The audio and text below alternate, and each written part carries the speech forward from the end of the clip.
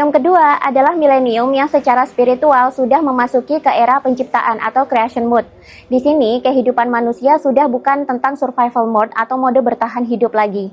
Di sini adalah era di mana manusia mudah menciptakan dan mewujudkan sesuatu. Ini adalah era keberlimpahan. Ini adalah kabar baik bagi manusia yang ingin berpindah ke dimensi kesadaran 5D yang penuh dengan keberlimpahan.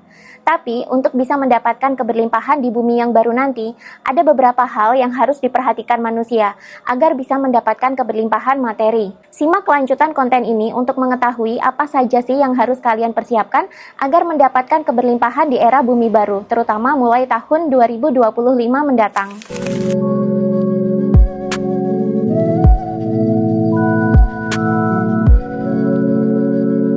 Milenium kedua atau tahun 2000-an telah banyak dibahas oleh banyak penulis spiritual dan siklus peradaban sebagai awal mula masuknya peradaban baru yang lebih feminin dan spiritual. Ini adalah era baru yang sama sekali berbeda dengan milenium pertama, yang maskulin dan rasional. Di bumi baru nanti, peradaban akan lebih berfokus ke mode penciptaan atau creation mode, di mana di sini manusia-manusianya menjadi lebih kreatif dan lebih berkelimpahan secara materi atau mendapatkan abundance. Di era ini, seiring dengan semakin meningkatnya transformasi spiritual, manusia juga semakin mudah mewujudkan keinginan-keinginannya menjadi nyata. Apa yang manusia manifestasikan lebih mudah dan lebih cepat tercapai.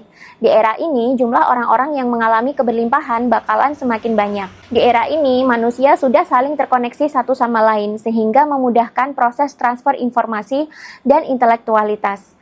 Di era ini, teknologi komunikasi dan informasi sudah sangat maju dan cepat, sehingga manusia semakin dihujani banyak informasi dan edukasi sehari-hari, dan ini berkontribusi dalam mengupgrade level kecerdasan manusia.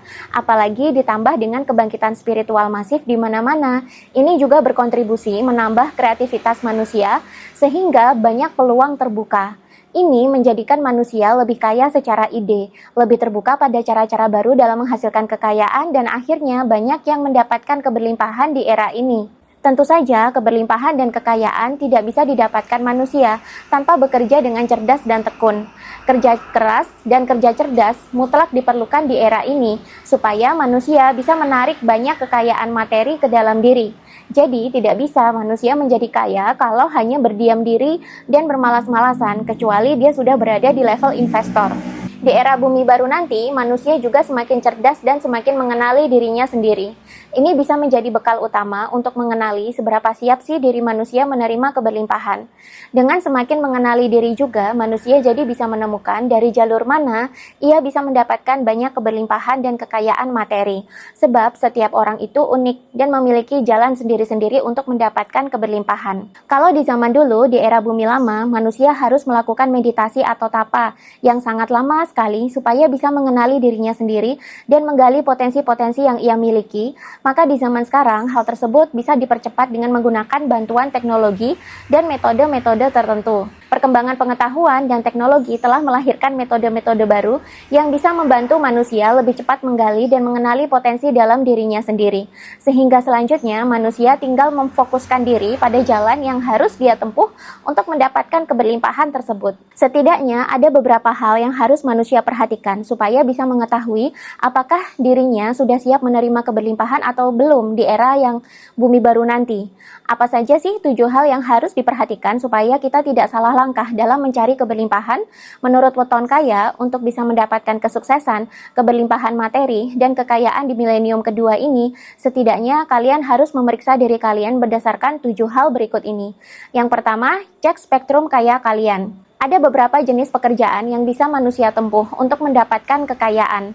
Bisa melalui jalur pegawai, pekerja lepas atau freelance, pebisnis, dan investor. Tentu saja, potensi untuk mendapatkan kekayaan dalam jumlah yang besar ada pada pebisnis dan investor. Pegawai mengumpulkan uang hanya dari gaji saja. Apakah seorang pegawai bisa kaya? Bisa, jika dia bekerja di perusahaan yang besar dengan gaji puluhan hingga ratusan juta rupiah per bulan. Tapi, sekeras apapun pegawai bekerja, jumlah kekayaannya cenderung stuck di nominal yang segitu-segitu saja. Seorang pegawai juga tidak akan bisa lebih kaya dibandingkan dengan seorang freelance, pebisnis, apalagi investor sukses. Berikutnya, ada pekerja mandiri atau freelance. Di sini, manusia menggunakan tenaganya sendiri untuk menghasilkan banyak uang. Ia menjual nama, skill, atau bakatnya untuk mendapatkan uang. Semakin banyak jam terbang, semakin tajam bakatnya, bayarannya juga semakin tinggi. Tapi di sini, manusia belum memiliki passive income, sehingga ketika manusia berhenti bekerja, maka berhenti juga pemasukan untuk dirinya. Jika seorang freelance berhenti bekerja, maka perjalanan untuk mencapai kekayaan dan keberlimpahan juga akan berhenti. Yang ketiga adalah pebisnis. Di sini, manusia menjual sebuah produk atau jasa dan membentuk sistem, sehingga seorang pebisnis tidak perlu bekerja setiap saat untuk mendapatkan penghasilan. Sistem yang ia bangun akan memberikan passive income untuknya, sehingga seorang pebisnis bisa menggunakan waktunya untuk membentuk bisnis-bisnis lain, dan ini sangat berpotensi melipat gandakan kekayaan yang ia miliki. Yang terakhir adalah investor. Di sini, manusia sudah tidak bekerja membangun sistem. Dia sudah memiliki uang yang banyak dan tinggal mencari bisnis-bisnis baru yang siap dikembangkan menggunakan modal yang ia miliki.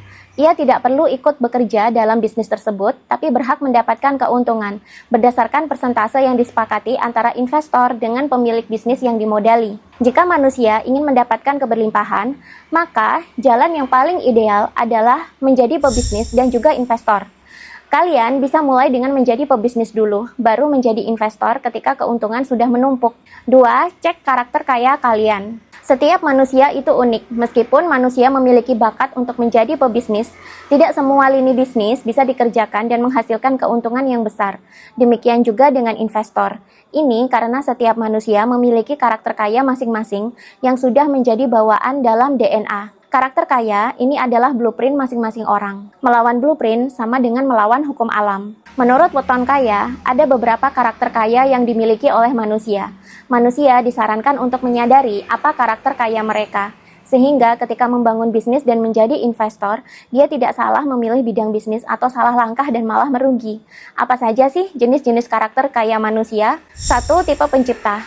Tipe pencipta adalah orang yang inovatif dan kreatif. Ia mampu menciptakan ide-ide brilian yang original tanpa batas dan di luar kotak. Ia adalah seseorang yang pemberani, ambisius, dan berorientasi pada masa depan. Orang tipe ini cocok sekali berbisnis dan berinvestasi di bidang yang membutuhkan inovasi.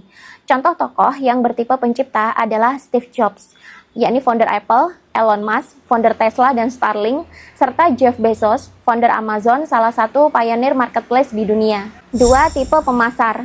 Pemasar adalah orang yang komunikatif dan persuasif.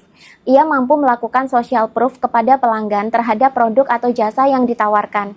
Ia pintar sekali menjual apapun produknya. Ia seorang yang atraktif, kreatif, dan berorientasi pada brand image atau personal branding yang dimiliki.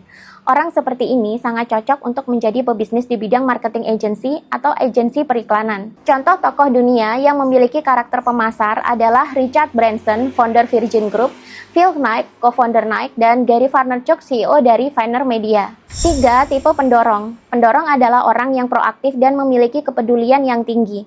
Ia mampu menggerakkan individu atau kelompok menuju ke perubahan yang positif. Ia seseorang yang tulus, empati, dan open-minded terhadap gagasan-gagasan baru yang original.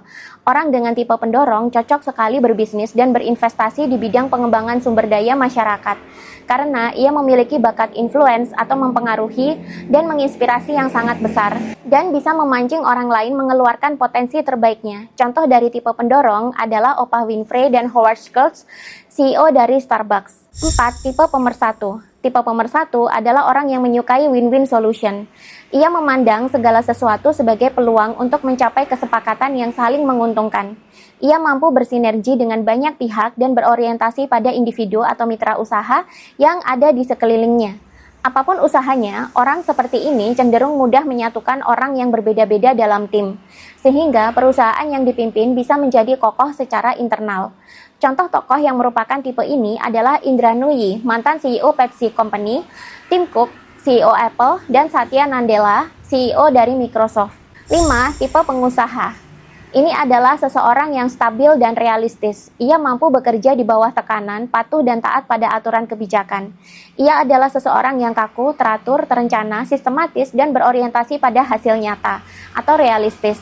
Tokoh dunia yang memiliki karakter seperti ini adalah Bill Gates, founder dari Microsoft, Larry Page, mantan CEO Google, dan Ginny Rometty, mantan CEO IBM Computer. 3. Cek elemen panca mahabuta kamu. Panca Mahabhuta adalah 5 elemen kosmos yang juga membentuk diri manusia. Kombinasi dari kelima elemen ini menentukan karakter dan watak manusia. Tapi umumnya, manusia memiliki salah satu elemen yang paling menonjol dalam dirinya. Weton Kaya menggunakan 4 dari 5 elemen Panca Mahabhuta dalam diri manusia untuk mengidentifikasi karakter kekayaan kita. Sehingga kita bisa menentukan jenis bisnis atau pekerjaan apa yang cocok dengan jati diri kita. Sehingga kekayaan pun bisa lebih cepat diraih. Apa saja sih elemen Panca Mahabhuta yang harus kita perhatikan untuk meraih keberlimpahan? Yang pertama ada Teja atau api. Teja adalah elemen api yang melambangkan cahaya dan panas. Teja mewakili semua bentuk perubahan dan transformasi, menggambarkan energi yang mendorong semangat perubahan dan pertumbuhan. Orang dengan elemen Teja yang dominan biasanya berenergi besar, penuh dengan semangat, dan berorientasi pada aksi atau tindakan. Mereka suka tantangan dan merasa ditenagai oleh perubahan dan dinamika. Mereka juga cenderung ambisius dan mampu menginspirasi serta memotivasi orang lain. 2. Bayu atau angin. Bayu adalah elemen angin yang melambangkan gerakan dan perubahan yang dinamis. Seperti angin yang tidak terlihat namun dapat dirasakan, Bayu adalah elemen yang menggerakkan dan mendorong perubahan serta transformasi. Orang dengan elemen Bayu yang dominan biasanya ekstrovert, mudah beradaptasi, dan mudah berbaur. Mereka memiliki pikiran yang terbuka, spontan, kreatif, dan mudah bergaul dengan orang lain. 3. Apah atau air. Apah adalah elemen air dan melambangkan sifat mengalir dan mudah beradaptasi. Elemen ini penting dalam segala aspek kehidupan, dari pertumbuhan dan reproduksi hingga emosi dan keinginan. Orang dengan elemen apah yang dominan biasanya itu sensing atau berorientasi pada akal sehat dan sangat peka terhadap perubahan yang terjadi, baik itu secara individu ataupun secara keseluruhan dalam situasi. Kelebihan tersebut akhirnya menciptakan pola untuk selalu mencari peluang. 4. Pertiwi atau tanah. Pertiwi adalah elemen bumi dan mewakili kestabilan, kenyataan fisik, dan keberlanjutan. Elemen ini menggambarkan keterikatan kita dengan bumi dan materi. Orang dengan elemen pertiwi yang dominan biasanya itu introvert, praktis, realistis, dan stabil. Mereka mungkin memiliki pendekatan rasional dan sistematis, serta menghargai keamanan dan stabilitas dalam hidup mereka. Nah, agar sukses dalam bidang pekerjaan atau bisnis yang kalian geluti, sebaiknya cari yang sesuai dengan elemen Panca Mahabhuta kalian yang dominan ya. Jangan memaksakan berkecimpung di pekerjaan atau bisnis yang bertentangan dengan elemen dominan kalian, karena nanti pasti bakalan menguras energi banget. 4. Cek bagaimana cara kalian memproses informasi. Ini adalah cara bagaimana seseorang mengelola setiap informasi yang masuk ke dalam pemikirannya. Cara kita memproses informasi itu sangat penting untuk menentukan jenis bisnis atau pekerjaan apa yang akan kita geluti. Jangan sampai salah memilih bisnis atau pekerjaan yang tidak sesuai dengan cara kita mengolah informasi, karena bisa saja nanti menyebabkan kelelahan batin dan akan menghambat diri untuk segera sukses dan meraih kekayaan. Menurut Weton Kaya, ada 3 cara manusia memproses informasi. Apa saja? Yang pertama, sensing, yakni melalui akal atau rasionalitas. Manusia tipe ini memprioritaskan informasi yang nyata dan konkret. Individu dengan cara pemrosesan ini cenderung membuat keputusan berdasarkan pengalaman langsung dan fakta yang dapat diverifikasi. Mereka dominan menggunakan otak kiri dan sangat rasional serta analitis. Orang seperti ini cocok untuk tipe-tipe bisnis yang membutuhkan kemampuan teknis yang tinggi, seperti IT, engineering, arsitektur, sipil, dan masih banyak lagi. Yang kedua, intuitif atau melalui intuisi. Orang yang intuitif memproses informasi kebanyakan dari intuisi mereka. Mereka banyak menggunakan pengaruh rasa dari pikiran bawah sadar mereka dan berfokus pada konsep, pola, dan kemungkinan masa depan. Mereka cenderung membuat keputusan berdasarkan intuisi dan visi jangka panjang daripada fakta konkret yang rasional dan analitis.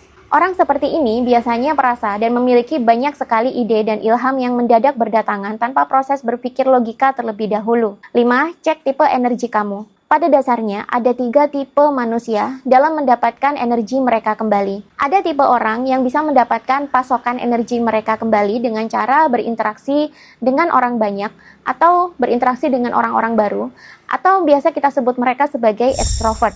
Sebaliknya, ada juga tipe manusia yang justru mendapatkan pasokan energi kembali saat berada dalam kesendirian dan kesunyian. Tipe orang seperti ini dikatakan sebagai introvert. Lalu, ada juga ambivert yang merupakan kombinasi antara introvert dan extrovert. Mengetahui cara manusia mendapatkan energi mereka kembali itu sangat penting, karena ketika menjalankan bisnis atau pekerjaan, maka kita akan mencurahkan mayoritas waktu kita ke sana. Jangan sampai ketika kamu adalah orang yang introvert, kamu justru mengerjakan bisnis yang mengharuskan kamu bertemu banyak orang. Kamu pasti bakalan cepat lelah dan malah makin jauh dari kekayaan. 5. Cek seberapa besar triprana kamu. Menurut Weton Kaya, triprana adalah 3 energi vital dalam diri manusia yang sangat diperlukan untuk meraih kesuksesan. Manusia yang memiliki triprana yang tinggi dan seimbang cenderung lebih mudah mendapatkan kekayaan dan keberlimpahan. Ketiga energi vital ini adalah ambisi, fokus, dan kegigihan. Mereka berperan penting dalam membentuk jalan menuju kekayaan. Ambisi adalah keinginan kuat untuk mencapai sesuatu, biasanya yang melibatkan prestasi atau pengakuan. Orang-orang kaya biasanya memiliki ambisi yang sangat tinggi. Mereka merasa tidak puas dengan status quo dan selalu berusaha mencapai dan mendapatkan lebih banyak. Ambisi mendorong mereka untuk menetapkan tujuan yang berani dan berupaya keras untuk mencapainya. Kegigihan adalah kemampuan untuk tetap berjuang dan bertahan dalam menghadapi kesulitan dan kegagalan. Orang-orang kaya biasanya sangat gigih, mereka tidak mudah menyerah dan selalu mencari cara untuk melanjutkan. Kegigihan memungkinkan manusia untuk terus maju, meskipun menghadapi kegagalan dan kekecewaan. Dan pada akhirnya, kegigihan membantu manusia mencapai tujuan hidup mereka. Fokus adalah kemampuan untuk mengarahkan perhatian dan sumber daya pada tujuan yang spesifik, tanpa teralihkan oleh gangguan. Orang yang memiliki tingkat fokus yang tinggi cenderung lebih tekun bekerja dan berusaha, sehingga mereka biasanya juga lebih cepat meraih kesuksesan dan kekayaan. Orang-orang yang berhasil meraih keberlimpahan di usia muda biasanya memiliki tingkat fokus yang tinggi. 6. Cek juga bagaimana mindset atau pola pikir dan attitude atau perilaku kamu terhadap uang. Cara manusia memandang uang serta cara manusia memperlakukan uang juga sangat mempengaruhi faktor kesuksesan dan keberlimpahan. Manusia yang memiliki pola pikir negatif terhadap uang biasanya cenderung terjebak dalam kondisi hidup kekurangan dan kemiskinan. Sedangkan orang-orang yang kaya dan keberlimpahan, mereka memandang uang dalam sudut pandang yang positif dan memberdayakan. Contoh pola pikir negatif terhadap uang adalah, misalnya ketika kamu berpikir kalau uang itu hanya sumber kriminalitas, uang hanya sumber masalah, uang hanya untuk memperkaya orang serakah dan jahat serta menyiksa orang miskin, uang hanya memeras manusia dalam bentuk hutang dan sejenisnya. Kalau kamu mau menjadi kaya dan keberlimpahan, otomatis pola pikir seperti ini harus kamu ganti. Jika tidak, semesta akan memberikan realita yang sama dengan yang kamu pikirkan. Attitude atau perilaku terhadap uang juga mempengaruhi apakah kamu bisa mendapatkan keberlimpahan dan kekayaan dengan cepat atau tidak. Jika kamu tidak bijaksana dalam mengelola uang, kamu boros, kamu serakah, kamu tidak memiliki kemampuan untuk menginvestasikan kembali uang-uang kamu, maka seberapa besar pun uang yang kamu hasilkan pasti akan menguap sia-sia. Ujung-ujungnya manusia akan kembali miskin dan kekurangan. Karena itu, belajar mengelola keuangan ternyata sangat penting bagi orang-orang spiritual jika mereka ingin mendapatkan keberlimpahan. Dulu, orang itu harus menjalani meditasi, tapa, dan perenungan atau kontemplasi yang sangat mendalam dan lama agar bisa mengenali 7 hal penting di atas. Di zaman sekarang, kalian tidak perlu menghabiskan waktu bertahun-tahun untuk mengetahuinya, karena di zaman sekarang sudah ada Weton Kaya yang bisa membantu kalian mengidentifikasi apa karakter, tipe energi, triprana, serta elemen pancamahabhuta mana yang dominan dalam diri. Sehingga ini bisa membantu kalian mengambil keputusan jenis pekerjaan atau bisnis apa yang cocok dan bisa mendatangkan kekayaan dan keberlimpahan. Tidak hanya itu, Weton Kaya juga sudah dilengkapi dengan analisa mindset serta attitude kalian terhadap uang dan kekayaan. Sehingga dari sini kalian bisa melihat apa sih yang menjadi potensi serta kekurangan kalian. Potensi yang kalian miliki tinggal dikembangkan, sedangkan kekurangannya bisa diperbaiki sehingga kalian tidak perlu gagal-gagal lagi dalam mencapai kekayaan dan keberlimpahan. Untuk menggunakan Weton Kaya ini juga cukup mudah. Kalian tinggal akses website wetonkaya.com dan buat akun di sana, lalu isi tes kepribadian yang sudah disediakan di sana dan lakukan sejumlah pembayaran untuk mengetahui hasil tesnya. Biaya tes ini nggak mahal kok, hanya Rp99.000 saja per orang. Tapi in return, kalian bisa mendapatkan report atau laporan tentang diri kalian secara lengkap seperti ini. Ini sangat lengkap dan kompleks, sehingga membantu banget buat kalian yang sedang dalam proses menuju ke kekayaan dan keberlimpahan. Semua 7 hal penting yang kita bahas tadi sudah ada di Weton Kaya ini. Kalian tinggal baca dan aplikasikan dalam kehidupan kalian sehari-hari. Jadi setelah membaca report ini, kalian jadi tahu apa jenis pekerjaan atau bisnis yang harus kalian geluti untuk mendapatkan kekayaan dan keberlimpahan. Kalian juga jadi tahu apa sih kekurangan kalian di bidang mindset dan attitude terhadap uang dan kekayaan. Sehingga ini bisa kalian perbaiki dan bisa mendongkrak mentalitas kalian. Sehingga kalian bisa menarik keberlimpahan lebih banyak lagi ke dalam diri. Contohnya seperti yang saya lakukan ini. Saya sudah melakukan tes di website wetonkaya.com. Hasilnya, saya adalah tipe pendorong, di mana kalau saya bekerja atau berbisnis di bidang-bidang yang memotivasi, memberikan influence atau pengaruh, seperti menjadi influencer misalnya, atau di bidang-bidang yang menginspirasi dan mengembangkan sumber daya manusia, maka saya akan mendapatkan banyak sekali kekayaan dan rezeki dari sana. Di sini juga dijelaskan buku-buku apa saja yang bisa kita baca dan kita pelajari agar kemampuan kita dalam menarik keberlimpahan menjadi lebih cepat. Di sini kita juga mendapatkan laporan apa yang seharusnya kita tambah agar lebih mudah lagi menarik kekayaan dan rezeki. Contohnya dalam report saya ini dikatakan bahwa triprana saya hanya berukuran sedang, di mana ini perlu ditingkatkan lagi kadarnya jika saya ingin menarik keberlimpahan lebih banyak lagi ke dalam diri. Intinya, Weton Kaya ini adalah sebuah tools yang sangat efektif untuk mengecek apakah kita sudah siap untuk menerima kekayaan dan keberlimpahan, ataukah belum. Jika belum pun, kita akan dapat kisi-kisi apa saja yang harus kita tingkatkan dan kita perbaiki agar selaras dengan frekuensi keberlimpahan yang kita inginkan. Ingat, milenium kedua adalah eranya keberlimpahan. Bisa jadi konten ini juga menjadi pertanda bagi kalian untuk membereskan mindset serta attitude yang salah terhadap keberlimpahan. Sehingga kalian yang masih terjebak dalam kekurangan akhirnya bisa memperbaiki diri dan mulai mendapatkan kekayaan.